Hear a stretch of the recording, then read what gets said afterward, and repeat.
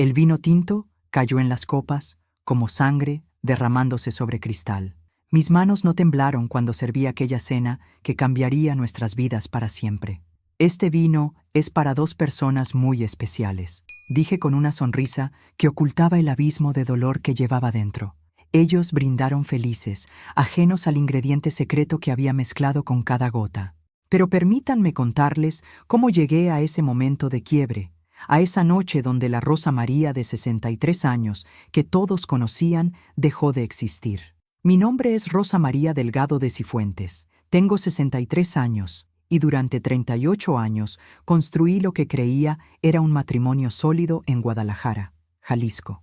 Héctor Cifuentes, mi esposo de 52 años, era arquitecto exitoso. Yo había dejado mi carrera como maestra para dedicarme a nuestra familia, a criar a nuestro único hijo, Roberto, ahora de 35 años. Vivíamos en una casa amplia en la colonia Chapalita, una propiedad que habíamos pagado juntos con años de sacrificio y que valía aproximadamente 8 millones de pesos. Roberto se había casado hace 3 años con Laura Benítez, una mujer de 37 años que trabajaba en mercadotecnia. Al principio me pareció encantadora, educada, profesional, siempre con una sonrisa perfecta. Cuando mi hijo consiguió un contrato de trabajo en Monterrey por 6 meses, Laura se quedó en Guadalajara terminando un proyecto importante. «No te preocupes, suegra, yo cuido de ti y de Héctor», me había dicho con esa dulzura que ahora me revolvía el estómago. Todo comenzó 3 semanas antes de la cena. Era viernes por la tarde, y habíamos planeado una comida especial para celebrar que Héctor había ganado un proyecto arquitectónico importante, un contrato de 5 millones de pesos por el diseño de un complejo residencial. Laura había insistido en quedarse ese fin de semana para celebrar con nosotros. «Roberto no puede venir, pero yo no me lo perdería por nada», había dicho. Esa tarde subí al segundo piso para buscar unas fotografías familiares en el cuarto de huéspedes, donde Laura se había instalado. La puerta estaba entreabierta. Empujé suavemente y el mundo se detuvo. Ahí estaban ellos, mi esposo de casi 4 décadas y mi nuera, enredados en las sábanas que yo misma había tendido esa mañana. Sus cuerpos desnudos brillaban con el sudor de la traición. Mi corazón explotó en 1000 pedazos, pero algo extraño sucedió. No grité, no lloré. Una frialdad que nunca había sentido recorrió mis venas. Cerré la puerta con un suave clic que ellos no escucharon, ahogados en su pasión prohibida. Bajé las escaleras como un fantasma, mis piernas moviéndose por instinto mientras mi mente procesaba la devastación. Durante los siguientes días, actué con normalidad sobrehumana. Sonreía en los desayunos, preparaba las comidas favoritas de Héctor, conversaba con Laura sobre recetas y chismes de telenovelas. Por dentro, era un volcán de dolor y furia. Los observaba con disimulo, las miradas cómplices, las sonrisas secretas, cómo encontraban excusas para rozarse accidentalmente en la cocina. Investigué.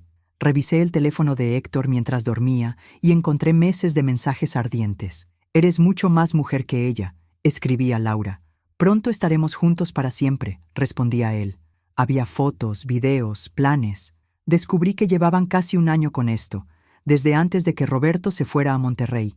La traición no era un impulso momentáneo, era una relación construida sobre mentiras y mi humillación. Entonces, planifiqué la cena.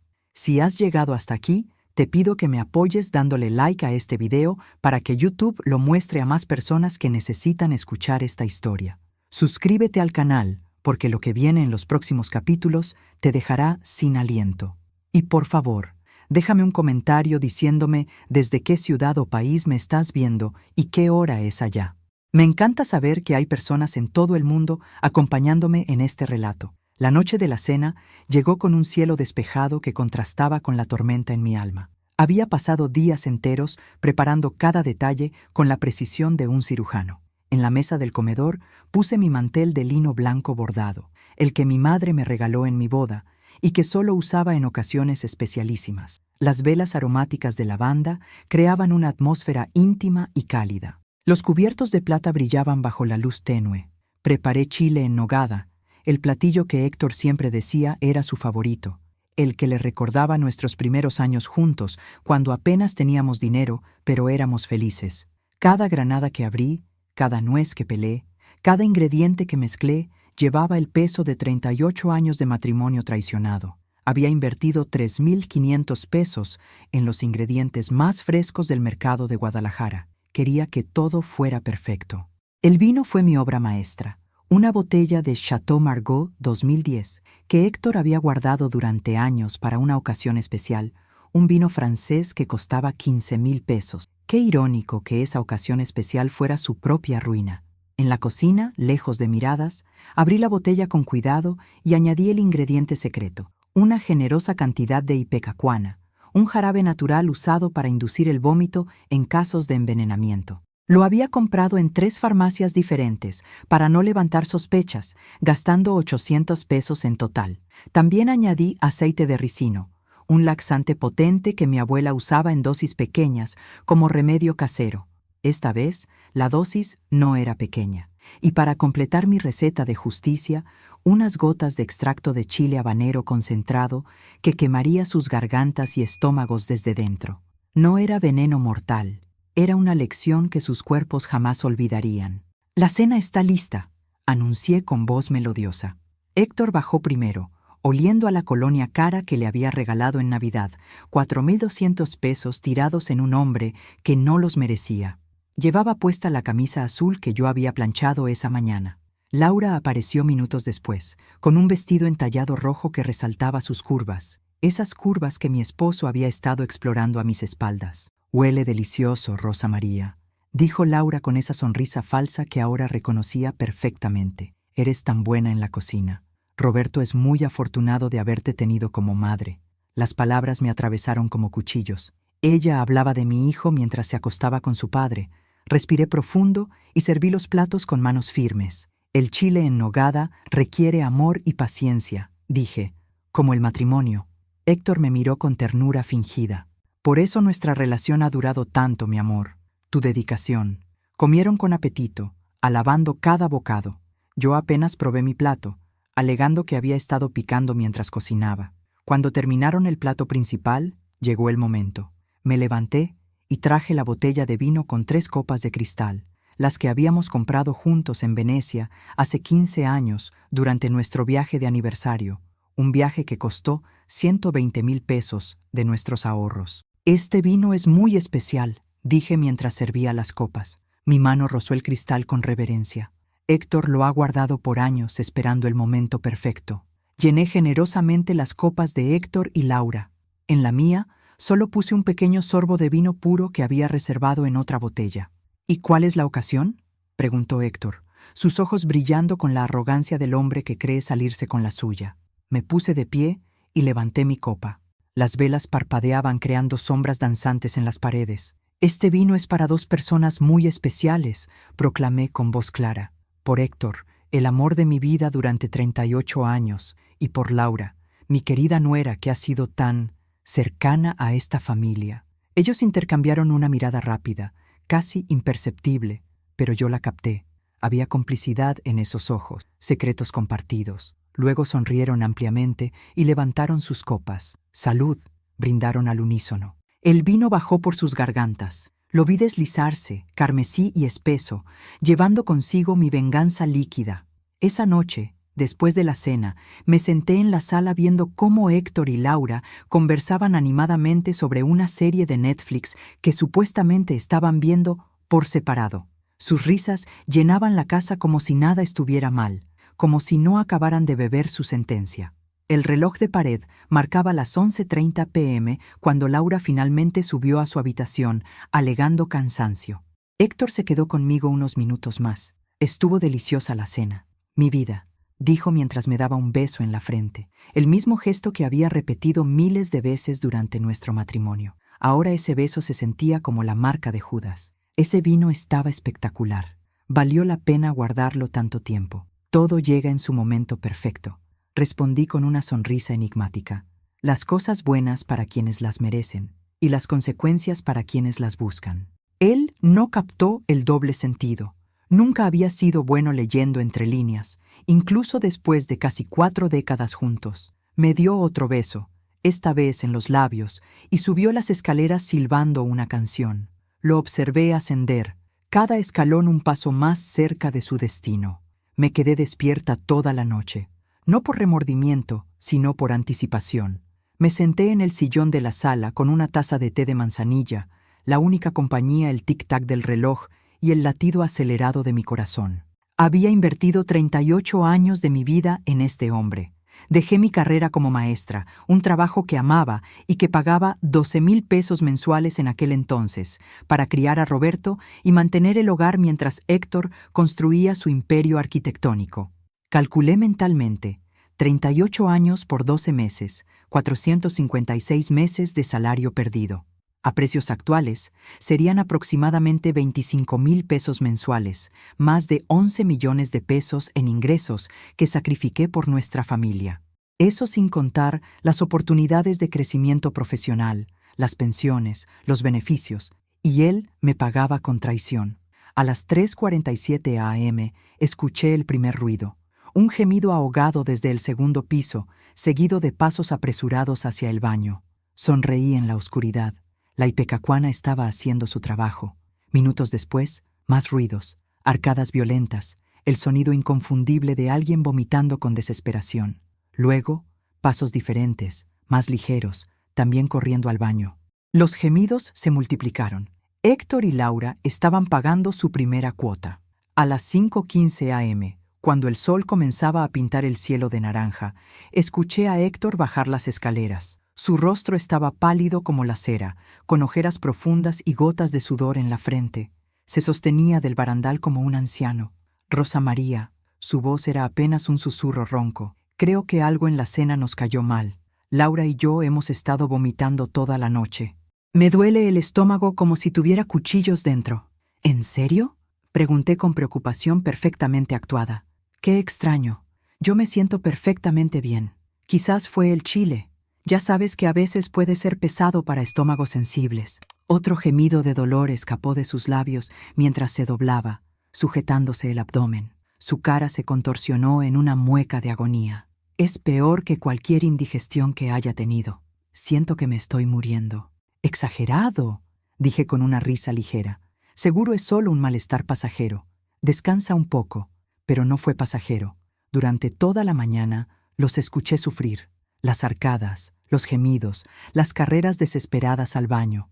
Laura bajó una vez, arrastrándose literalmente por las escaleras, su cabello perfecto ahora un desastre pegajoso en su cara sudorosa.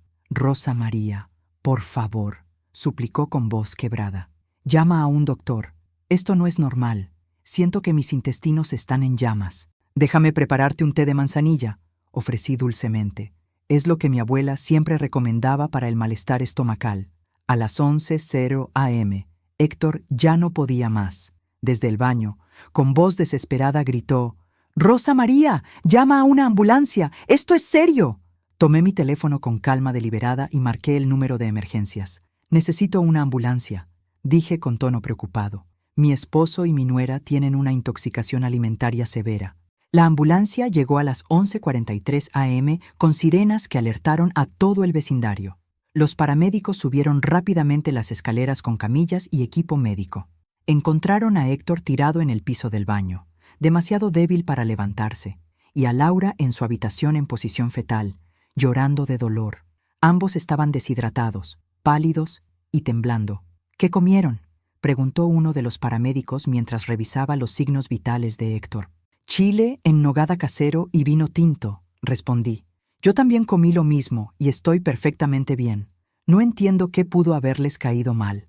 Los paramédicos intercambiaron miradas profesionales. Los síntomas son consistentes con intoxicación alimentaria severa, pero también podrían ser otra cosa. Necesitamos llevarlos al hospital para análisis completos. Mientras bajaban a Héctor en la camilla, nuestras miradas se encontraron. Había algo en sus ojos, una chispa de sospecha que estaba empezando a encenderse a través de la niebla del dolor, pero estaba demasiado enfermo para articular pensamientos coherentes. Laura iba en la segunda camilla, gimiendo y pidiendo agua. «¿Viene con nosotros, señora?», preguntó el paramédico. «Por supuesto», dije, tomando mi bolso. «Son mi familia». En el Hospital Civil de Guadalajara, los médicos trabajaron rápidamente. Les pusieron sueros intravenosos para rehidratarlos. Tomaron muestras de sangre y heces para análisis. Les dieron medicamentos antieméticos y protectores gástricos. Yo me senté en la sala de espera, hojeando revistas viejas con una calma que varios familiares de otros pacientes comentaban como admirable. «Es usted muy fuerte, señora», dijo una mujer mayor que esperaba noticias de su hijo.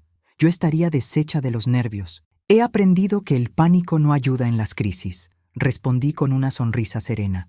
«Solo la mente fría puede resolver problemas». 4 horas después, un médico joven con lentes salió a buscarme. «Señora Cifuentes, su esposo y su nuera están estables pero muy débiles. Los análisis preliminares muestran signos de intoxicación por sustancias irritantes gastrointestinales. No parece ser bacterial ni viral». «¿Qué significa eso, doctor?», pregunté con inocencia perfecta. «Significa que consumieron algo que provocó esta reacción deliberadamente o accidentalmente. Estamos esperando análisis toxicológicos más detallados que tardarán 24 horas. Por ahora, necesitamos mantenerlos en observación». Asentí gravemente. «Haré lo que sea necesario, doctor». «Una cosa más», añadió el médico con tono cauteloso. «Su esposo ha estado preguntando por usted. Dice que necesita hablar urgentemente».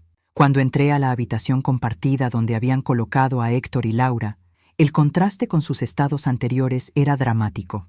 Estaban conectados a sueros, monitores pitando suavemente, sus rostros aún pálidos, pero ya no verdosos. Laura dormía agitadamente, gemidos ocasionales escapando de sus labios. Héctor estaba despierto, observándome con ojos que ya no brillaban con arrogancia, sino con algo más oscuro. Miedo. Rosa María. Su voz era áspera, lastimada por horas de vómito. «Tenemos que hablar». Me senté en la silla junto a su cama con la compostura de una esposa devota. «Aquí estoy, mi amor. ¿Qué necesitas?». Sus ojos me estudiaron con una intensidad nueva. Durante 38 años me había visto sin realmente mirarme, dándome por sentada como un mueble más de la casa. Ahora, por primera vez en décadas, me veía de verdad. «¿Qué hiciste?», susurró. «¿Perdón?», respondí con confusión perfectamente actuada. «No entiendo».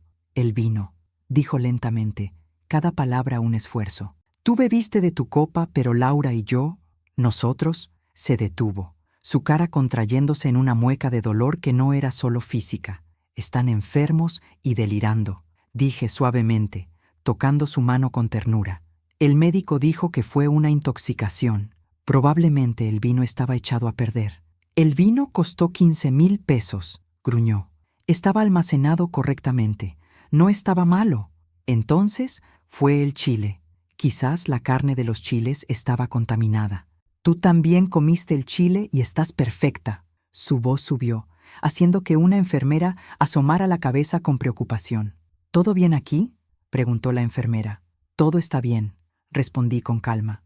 «Mi esposo está alterado por la enfermedad. Es comprensible».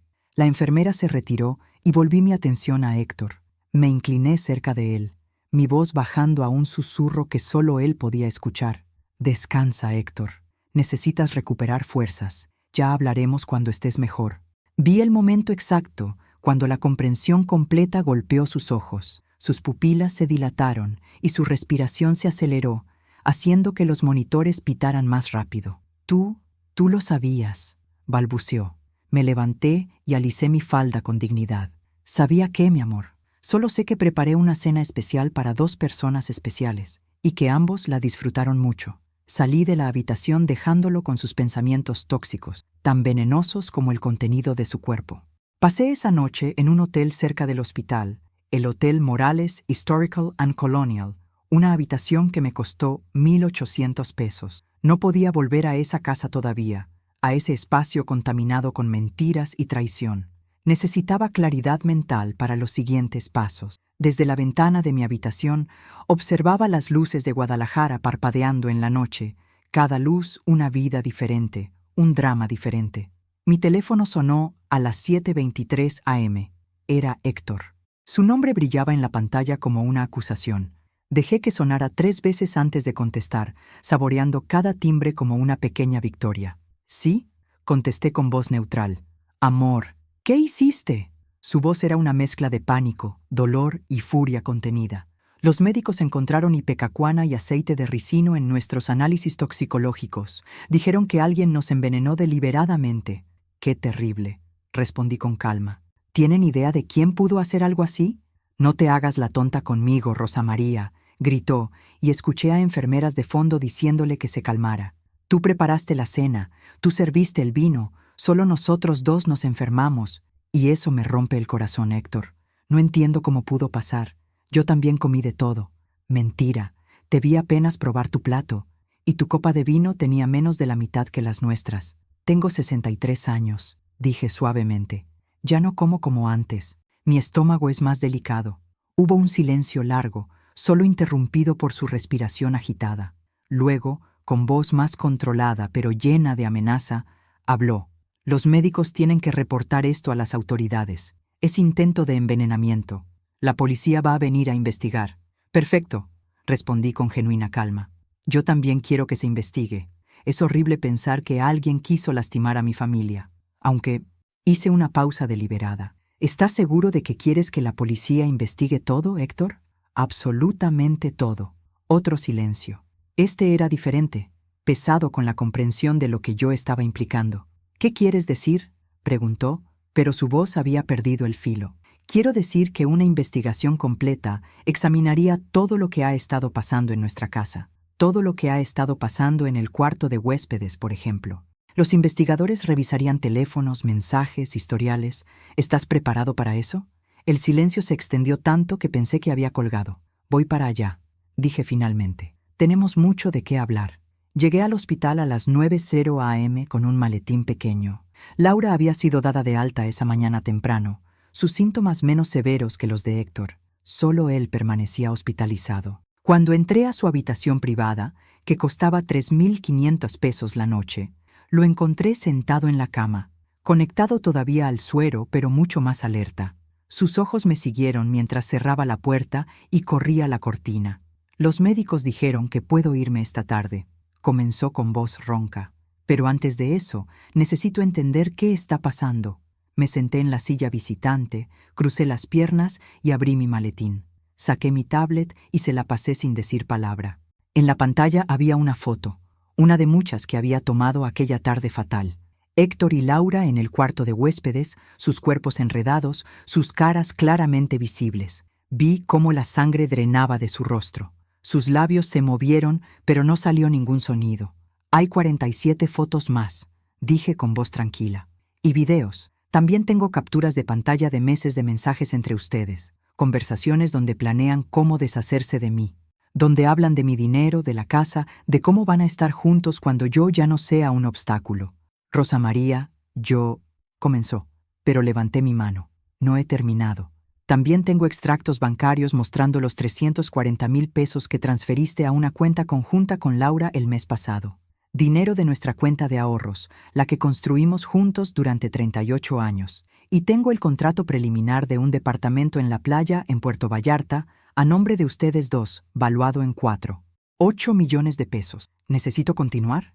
Héctor se hundió en las almohadas como si todas sus fuerzas lo hubieran abandonado. ¿Cómo me enteré? Llevo 3 semanas investigando, Héctor. 3 semanas desde que los vi juntos. Contraté a un investigador privado. Me costó 28,000 pesos, pero valió cada centavo. Descubrí todo. Las cuentas secretas, los planes, las mentiras, todo. ¿Qué vas a hacer?, preguntó con voz apenas audible. Saqué un sobre de mi maletín. Aquí hay 2 opciones. Opción 1. Llamo a Roberto ahora mismo. Le cuento que su padre se está acostando con su esposa, le muestro todas las pruebas y dejo que él decida cómo proceder. También presento una demanda de divorcio donde expongo toda tu infidelidad y las transferencias fraudulentas de dinero. Con las pruebas que tengo, obtengo mínimo el 70% de todos nuestros bienes. La casa, tus cuentas de retiro, todo.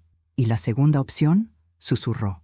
La segunda opción es que firmes estos documentos ahora mismo. Extendí los papeles. Eran documentos legales que había preparado con mi abogada, un servicio que costó 45,000 pesos, pero que garantizaba mi futuro. ¿Qué son?, preguntó mientras los hojeaba con manos temblorosas. La transferencia completa de la casa a mi nombre, el 80% de tus cuentas de retiro, una pensión mensual de 45,000 pesos por el resto de mi vida.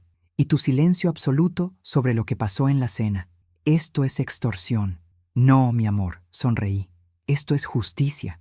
Héctor observaba los documentos como si fueran serpientes venenosas. Sus manos temblaban mientras pasaba página tras página, leyendo cada cláusula que detallaba el desmantelamiento de su vida tal como la conocía.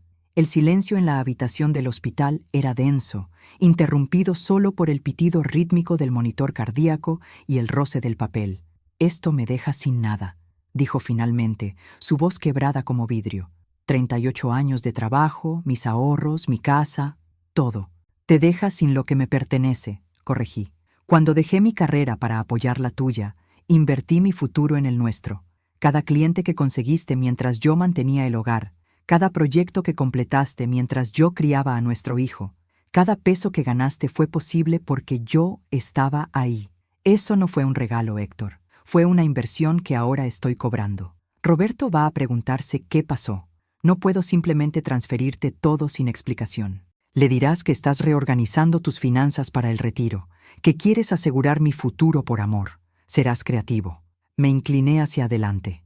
«O le digo la verdad y pierdes no solo tus bienes, sino también a tu hijo». La mención de Roberto fue la estocada final.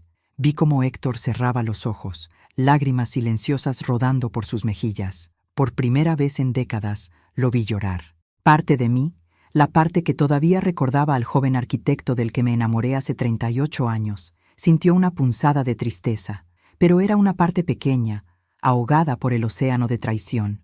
«¿Y Laura?», preguntó con voz ronca. «¿Qué va a pasar con ella?». «Laura es tu problema, no el mío, pero te sugiero que termines con ella inmediatamente. Si Roberto descubre algo, no será por mí, pero tampoco voy a protegerte».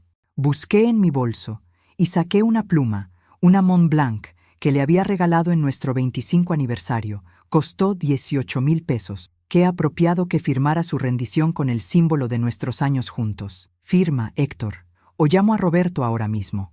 Con manos temblorosas, tomó la pluma. La punta tocó el papel y se detuvo.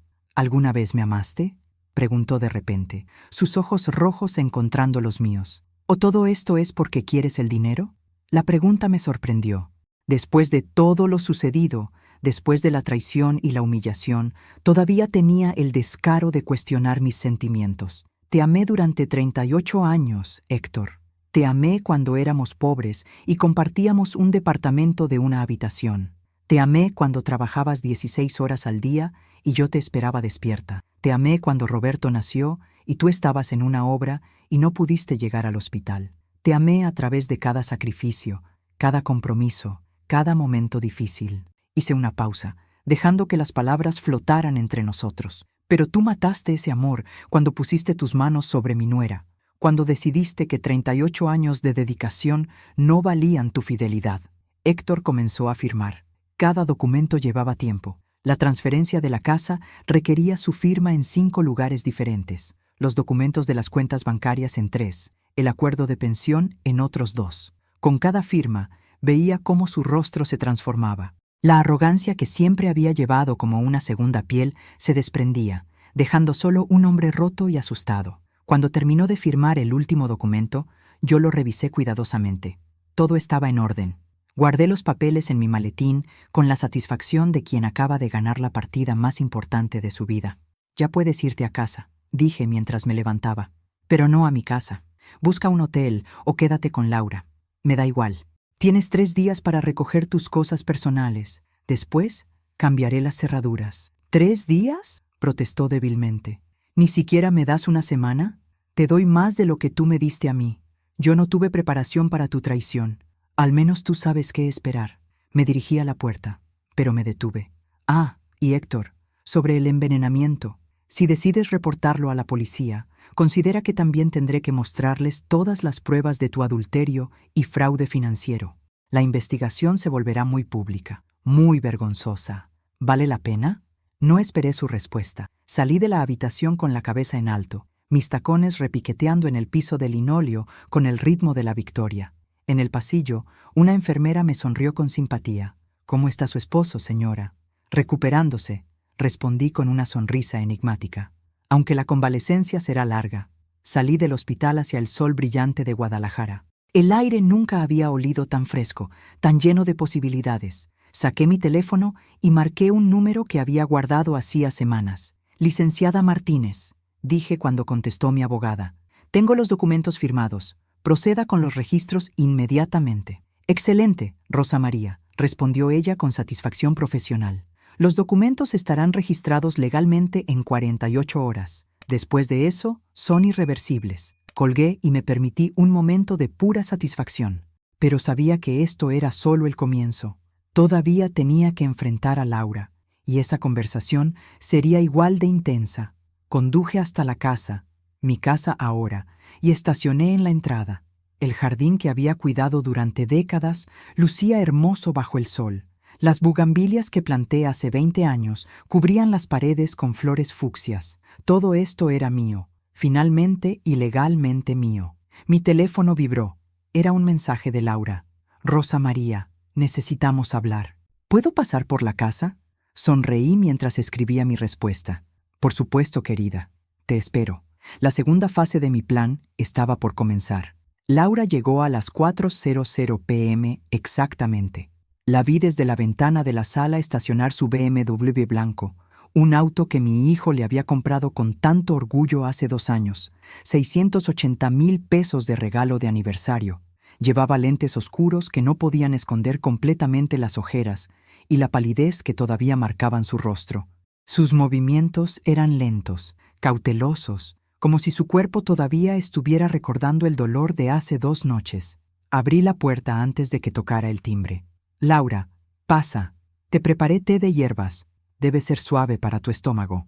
Ella entró con vacilación, sus ojos escaneando la casa como si fuera territorio enemigo.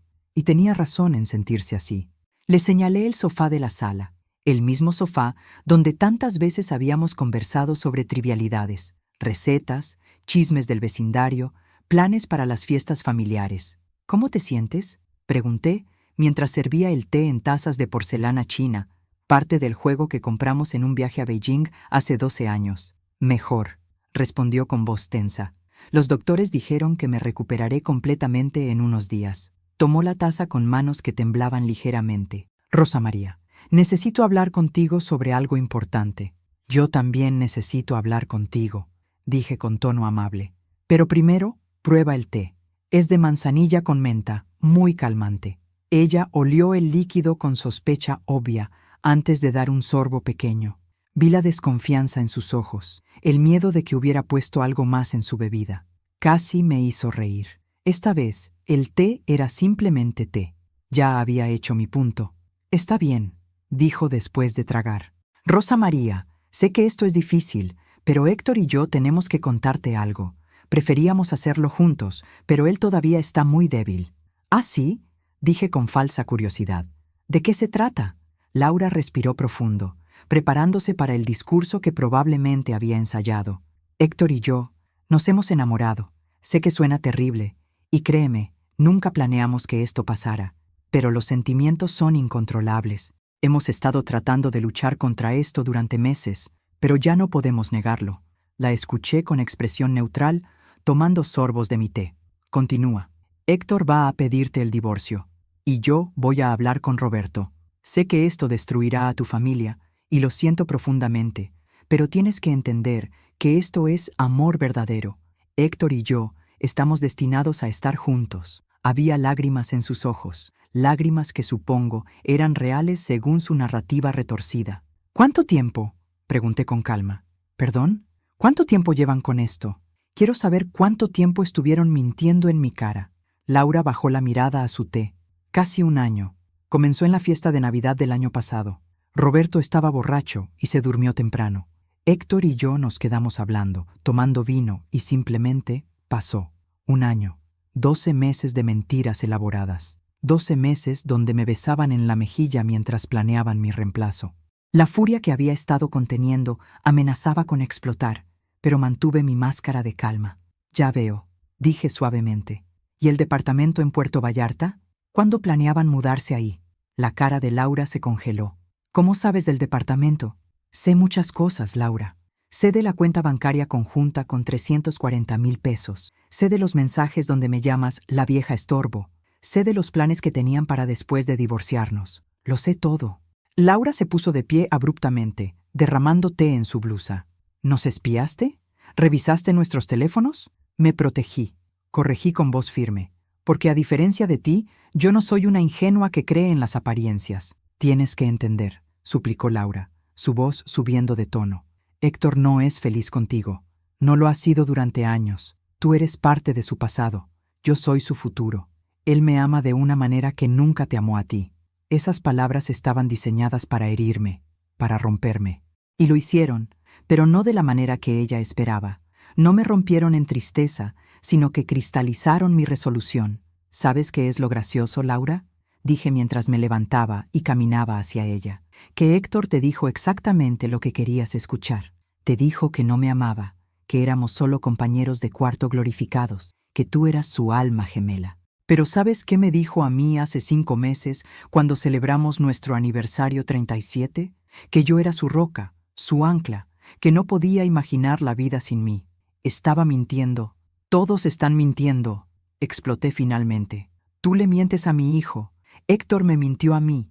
Y ambos se mienten entre sí si piensan que esto va a terminar bien. Laura retrocedió, asustada por mi arrebato. Rosa María, sé que estás dolida, pero tienes que aceptar la realidad. Héctor va a divorciarse de ti y vamos a estar juntos. Puedes hacerlo difícil o puedes hacerlo con dignidad. Me reí, una risa amarga que salió de lo profundo de mi pecho. ¿Dignidad? ¿Me hablas de dignidad mientras te acuestas con el padre de tu esposo? Roberto y yo ya no tenemos un matrimonio real, gritó ella. Él solo piensa en su trabajo, me deja sola meses enteros. Héctor me prestó atención, me hizo sentir especial, deseada. Y entonces pensaste que estaba bien destruir una familia para sentirte especial, dije con disgusto. Qué romántico.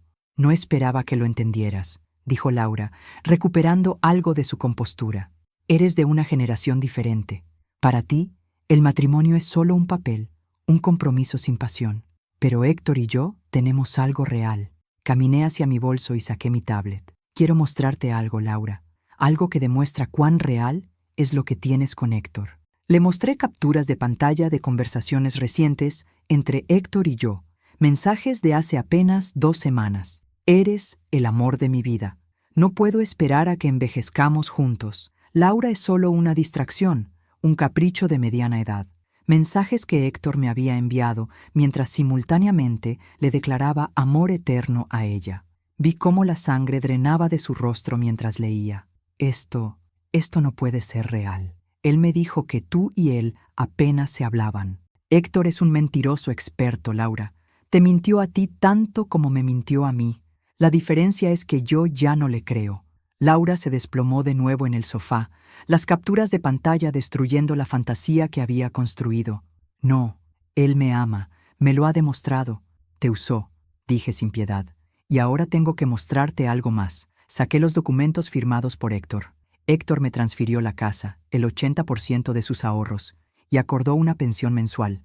Lo firmó esta mañana en el hospital. ¿Sabes por qué? Laura negaba con la cabeza, las lágrimas corriendo libremente ahora.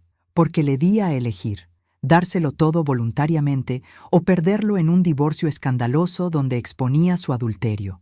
Y eligió proteger su reputación y su relación con Roberto sobre protegerte a ti. Mentira, susurró. Llámalo, pregúntale. Con manos temblorosas, Laura sacó su teléfono y marcó.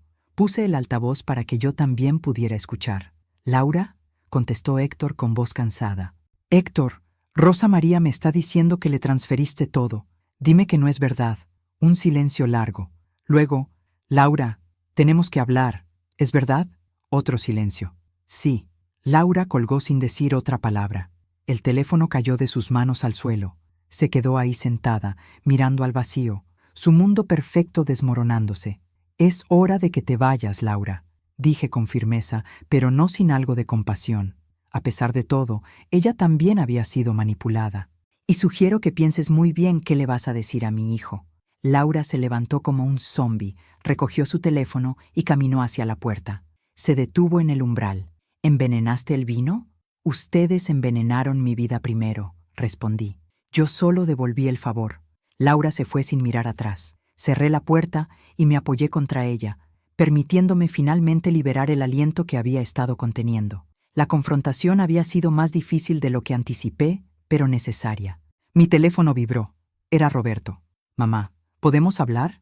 Laura acaba de llamarme y está histérica. No entiendo qué está pasando. Había llegado el momento más difícil, enfrentar a mi hijo. Roberto llegó al día siguiente en el vuelo más temprano desde Monterrey. Lo esperé en el aeropuerto, viéndolo caminar por la terminal con ese andar determinado que había heredado de su padre. Alto, de espaldas anchas, con ojos que siempre habían visto lo mejor en las personas. Mi hijo, mi tesoro, a punto de descubrir que el mundo no era tan noble como él creía. Mamá, me abrazó fuerte, y en ese abrazo sentí todo el amor de 35 años. ¿Qué está pasando? Laura me llamó llorando, diciendo que necesitaba venir inmediatamente. No me quiso dar detalles por teléfono. Vamos a casa, dije suavemente. Hay mucho que hablar. Durante el trayecto, Roberto intentó sonsacarme información. ¿Tiene que ver con la intoxicación?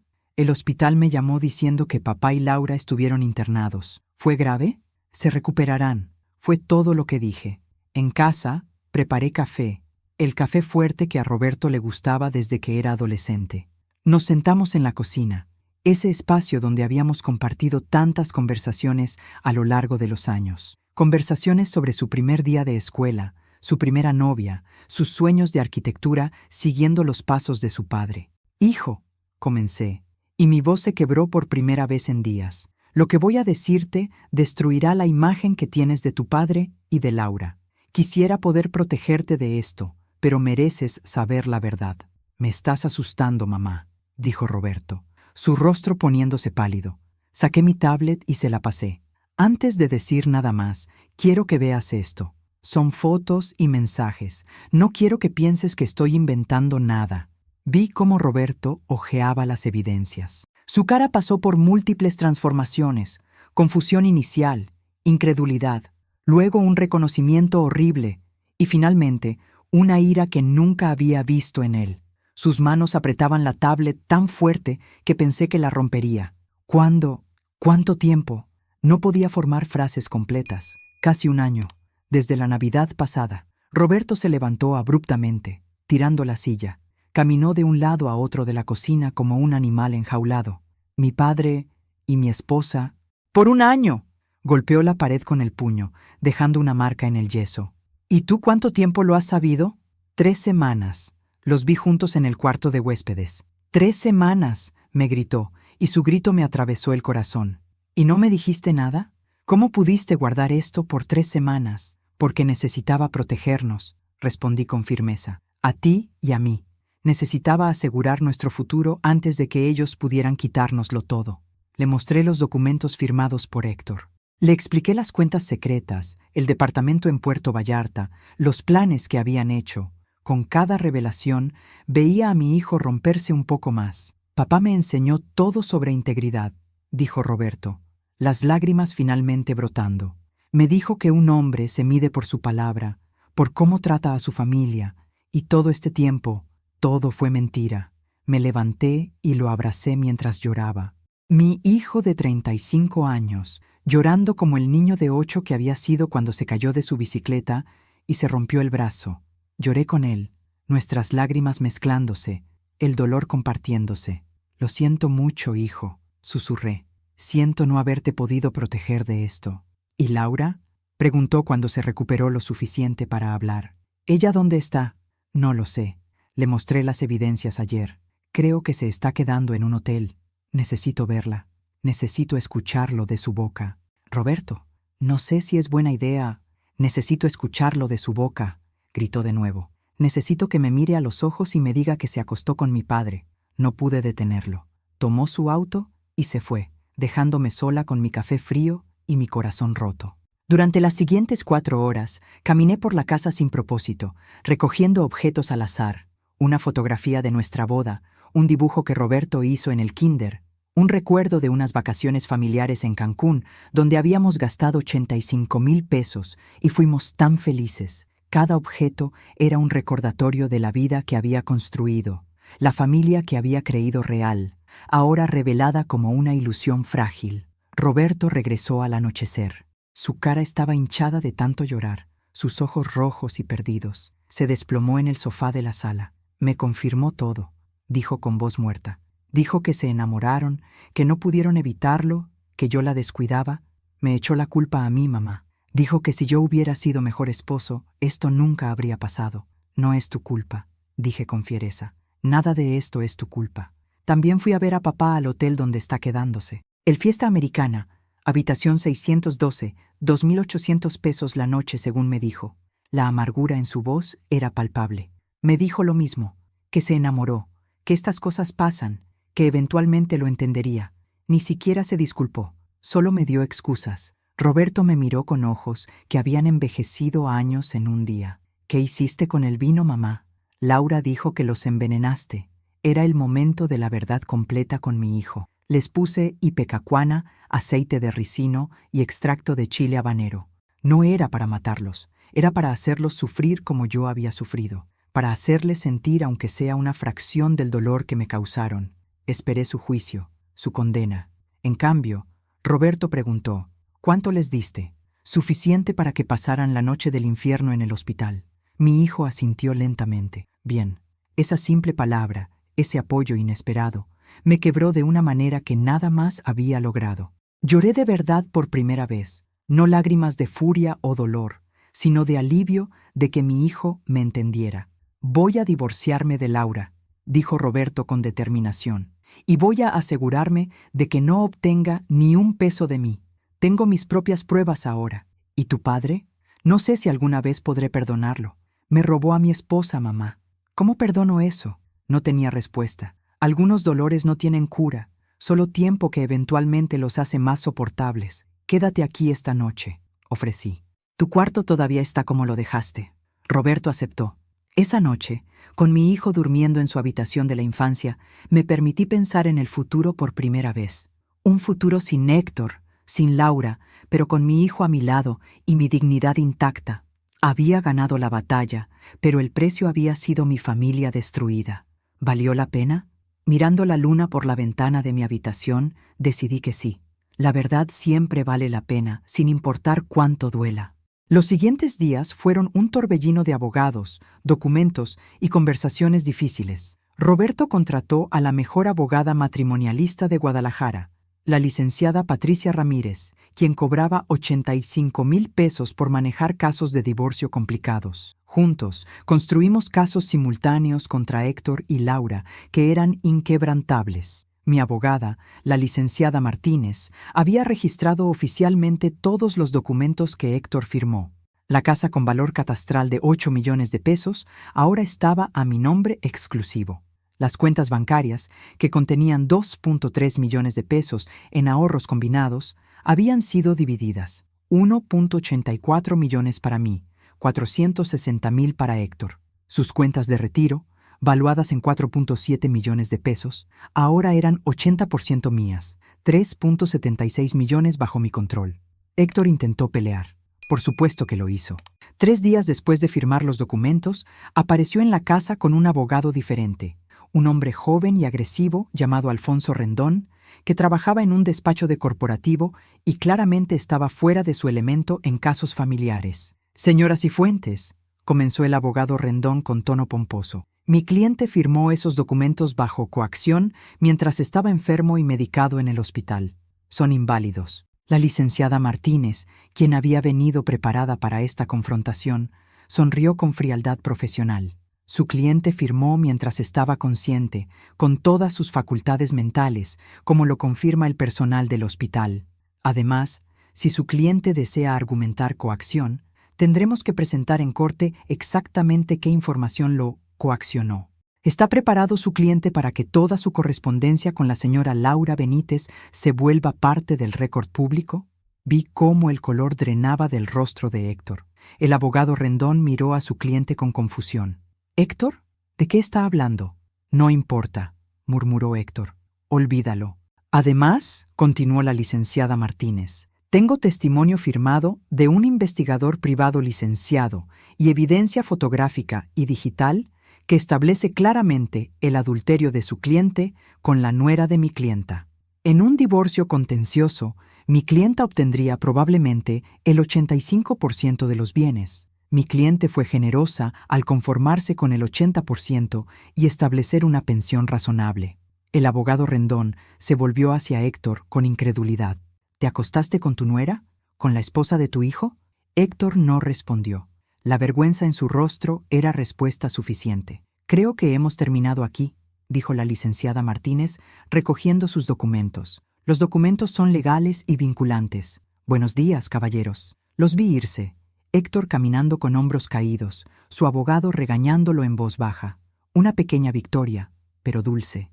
La situación de Roberto con Laura era igualmente dramática. Laura había contratado a una abogada feroz llamada Sandra Maldonado, quien tenía reputación de obtener grandes acuerdos para sus clientas en divorcios. Pero incluso la licenciada Maldonado no podía hacer mucho con un caso donde su clienta había cometido adulterio con el padre de su esposo. «Está pidiendo 40% de tus bienes», me dijo Roberto durante una de nuestras muchas conversaciones nocturnas en la cocina. «Dice que contribuyó al hogar durante 3 años y merece compensación». ¿Qué le respondió tu abogada? Que si Laura quiere ir a corte, presentaremos todas las evidencias del adulterio, incluyendo los planes que hizo con mi padre para quedarse con los bienes de mi madre. Que haremos de esto un caso tan público y escandaloso que su reputación profesional quedará destruida. Roberto tomó un sorbo de su café. También le recordamos que estuvo discutiendo transferir activos maritales sin tu consentimiento, lo cual es fraude. ¿Y qué dijo Laura? Su abogada pidió un receso. Creo que están reconsiderando su estrategia. 2 semanas después, Laura aceptó un arreglo de divorcio donde se iba con apenas sus posesiones personales y 150,000 pesos, una fracción de lo que había esperado. Roberto, quien había comprado su casa en Monterrey por 3.2 millones de pesos, retuvo la propiedad completa. Los ahorros conjuntos de 890,000 pesos fueron divididos 70-30 a favor de Roberto. Pero el dinero no era lo que más le importaba a mi hijo. Era la traición lo que lo estaba carcomiendo por dentro. Lo veía en cómo había perdido peso, las ojeras permanentes, la forma en que a veces se quedaba mirando al vacío en medio de una conversación. ¿Cómo confío en alguien de nuevo?, me preguntó una noche. Si mi propia esposa y mi propio padre pudieron mentirme tan fácilmente, ¿cómo sé que cualquier otra persona no hará lo mismo? No lo sabes, respondí honestamente. Pero no puedes dejar que su traición te robe la capacidad de amar. Ellos tomaron decisiones. Sus decisiones no son un reflejo de tu valor o de tu capacidad para ser amado. ¿Y tú, mamá? ¿Cómo vas a confiar de nuevo? La pregunta me detuvo. No había pensado en mi futuro romántico. A los 63 años, después de 38 años con el mismo hombre, la idea de estar con alguien más parecía abstracta, irreal. Honestamente, hijo, no sé si quiero confiar en alguien románticamente de nuevo, pero sí sé que quiero confiar en mí misma, y eso es suficiente por ahora. Durante este tiempo, Héctor y Laura intentaron varias veces contactarnos. Héctor envió mensajes pidiendo hablar con Roberto, diciendo que necesitaba explicarse mejor. Roberto los ignoró todos. Laura intentó aparecer en el trabajo de Roberto, causando una escena que resultó en una orden de restricción. No puede acercarse a mí a menos de 100 metros por los próximos 6 meses, me dijo Roberto con satisfacción amarga. Me costó 12,000 pesos el proceso legal, pero vale cada peso. Mi victoria más dulce llegó cuando el departamento en Puerto Vallarta, el nido de amor que Héctor y Laura habían planeado, tuvo que ser vendido. El contrato estaba a nombre de ambos, y sin fondos para mantener los pagos. Recordemos que Héctor había perdido 80% de sus ahorros. No tuvieron más opción. Lo vendieron con pérdida, 4.5 millones, en lugar de los 4.8 millones que habían pagado inicialmente. Su sueño compartido, liquidado por necesidad. ¿Sabes qué es lo más triste?, me dijo Roberto después de enterarse de la venta. Ese departamento iba a ser su nuevo comienzo, y ahora es solo otro error caro. Pero la justicia no era solo financiera. La reputación de Héctor en la comunidad arquitectónica de Guadalajara había sufrido. En círculos cerrados, la historia de su adulterio con su nuera se había filtrado. Algunos clientes cancelaron contratos, incómodos de asociarse con alguien con problemas éticos personales. Laura perdió su trabajo en la firma de mercadotecnia. Oficialmente fue por reestructuración, pero todos sabían la verdad. Las empresas no quieren escándalos, y Laura se había convertido en un escándalo ambulante. Los vi pagando el precio de sus decisiones y sentí, no exactamente satisfacción, sino algo más parecido a justicia cósmica cumpliéndose. No había necesitado hacer más después de aquella cena y los documentos firmados. El universo mismo estaba cobrando sus deudas. Una tarde, mientras organizaba fotografías viejas para donar o desechar, encontré una del día de la boda de Roberto y Laura. Todos sonreíamos, Roberto radiante, Laura hermosa en su vestido, Héctor y yo orgullosos junto a los novios. Esa fotografía había costado 850 pesos, parte del paquete de 45,000 pesos del fotógrafo profesional que habíamos contratado. Miré esa imagen de una familia que ya no existía. Quise sentir tristeza, pero lo que sentí fue liberación. Esa familia había sido una mentira. La familia real era la que estaba construyendo ahora con Roberto, más pequeña, herida, pero honesta. Rompí la fotografía y la tiré a la basura. No con violencia, sino con decisión tranquila. Era hora de mirar adelante, no atrás. 6 meses después de aquella cena fatídica, mi vida había encontrado un ritmo completamente nuevo. Desperté temprano esta mañana, como se había vuelto costumbre, no por ansiedad, sino por genuino entusiasmo por el día. Mi casa, libre de la presencia de Héctor, se sentía más grande, más luminosa, como si las paredes mismas pudieran finalmente respirar. Había rediseñado el cuarto de huéspedes, el mismo donde los había descubierto. Contraté a una diseñadora de interiores, Marcela Solís, quien por 68,000 pesos transformó ese espacio de traición en algo completamente nuevo. Un estudio de arte para mí, paredes amarillo mantequilla, ventanas grandes que dejaban entrar el sol de Guadalajara y un caballete esperando mis exploraciones creativas. Había tomado clases de pintura en la Casa de la Cultura, 4,500 pesos por un curso de 3 meses, y descubrí un talento que nunca supe que tenía.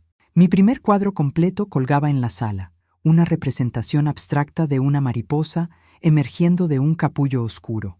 No ganará premios, pero era mío, creado con mis manos y mi nueva libertad.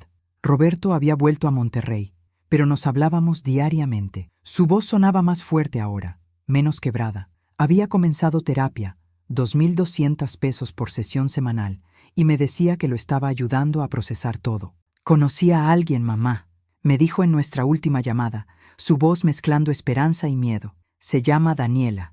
Es arquitecta también. Nos conocimos en una conferencia en México City». «¿Y cómo te sientes al respecto?», pregunté cuidadosamente. «Aterrado», admitió con una risa nerviosa, «pero también emocionado. Mi terapeuta dice que no puedo dejar que lo que pasó con Laura me robe el futuro, que merece ser feliz de nuevo. Tu terapeuta es muy sabio, y tiene razón. ¿Tú estás siendo feliz, mamá?». Miré alrededor de mi sala, ahora decorada según mis gustos y no los de Héctor. Había comprado cojines con bordados de Oaxaca, 1,200 pesos cada uno, que agregaban color y vida. Las paredes mostraban fotografías de mis viajes recientes. Había ido sola a Guanajuato, un viaje de 3 días que costó 18,000 pesos y donde me sentí más libre de lo que había estado en décadas. Sí, hijo, estoy siendo feliz. Y era verdad. No la felicidad eufórica de la juventud, sino algo más profundo y genuino. Contentamiento, paz, satisfacción de ser quien realmente era sin tener que complacer o cuidar a alguien que no apreciaba mis esfuerzos. Había usado parte del dinero de Héctor para establecer un pequeño negocio de repostería desde casa.